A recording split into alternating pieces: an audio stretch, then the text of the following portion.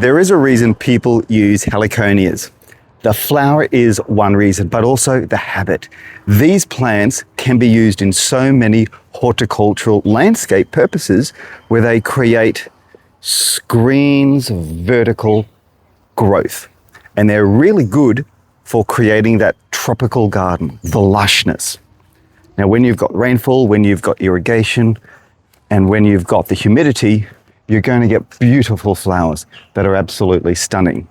There are different varieties and different cultivars. Some will grow 4 to 6 meters, others probably 1 meter or 2 meters. There are some that need the shade, such as the ones in the background, and there are others that can handle the full sun. But with heliconias, we know that the ones that do the best in full sun prefer the tropics where the humidity is a lot higher. And here in Cairns, they are giants. They are doing incredibly well. So if you are looking for a heliconia, check out which ones are best for your climate. Find out whether or not you're growing full sun or a shady situation so that you choose the right variety and the right cultivar. There are some that flower in spring and summer, some that flower in autumn and winter. The choice is quite large. There are some that need a drier, cooler temperature. In fact, some of the dwarf Heliconia Jamaican dwarfs do prefer Sydney far better than, say, the subtropical southeast Queensland. So choose your varieties carefully. I mean, some of them have this beautiful grey-blue stem. You know, there's so much diversity. You don't need to stick to the same 5 varieties that landscapers like to use. Experiment.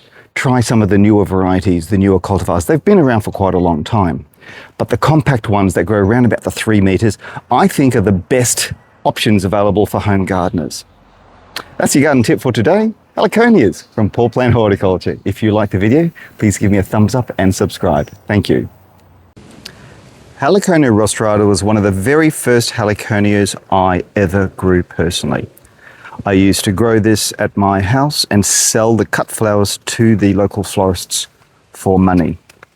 It was a small property, an average domestic property, and from the front yard, I made a little bit of cash selling these flowers to the florists. This is Heliconia Sexy Pink, and as you can see, the common name is very well deserved. Behind me is a low-growing Heliconia stricta. Now these are normally dwarf type heliconias that only grow around about the 1 to 1.5 meter height. They generally prefer a drier autumn-winter period, which makes them really ideal for the tropics and subtropics. And in truth, they tend to perform a little bit better when they get a bit of a chill in winter.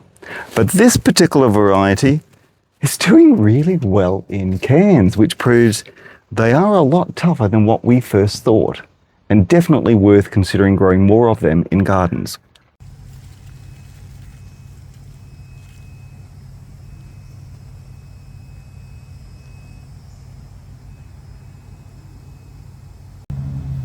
And remember, not all heliconias are red and gold.